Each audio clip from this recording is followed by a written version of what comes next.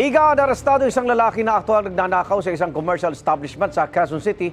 Ang suspect nakuha pa ng gun replica na ginamit niyang panakot sa mga otoridad. Aminado siya sa krimen.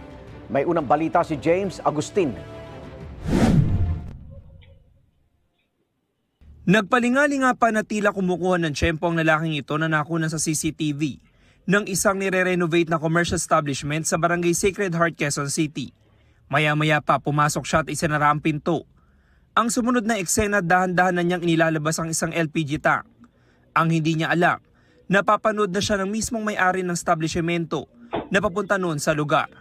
Pop-up yun sa kanyang facial recognition dun sa CCTV na may pumasok dun sa kanyang establishment. And then, immediately tumawag siya sa barangay at sa ating kapulisan dito sa station din that resulted dun sa pag-responde naman dun sa area.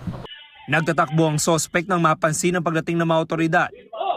Pumunta rin siya sa ikalawang palapag ng establishmento.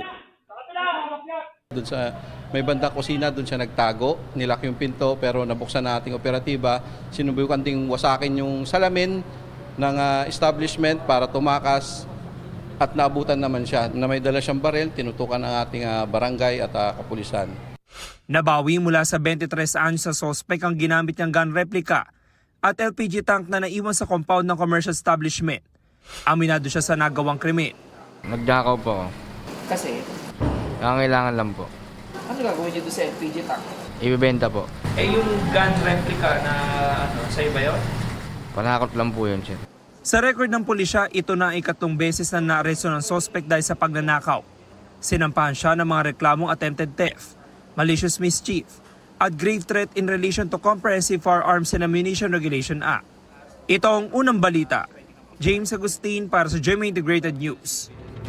Igan, mauna ka sa mga balita, mag-subscribe na sa GMA Integrated News sa YouTube para sa iba't ibang ulat sa ating bansa.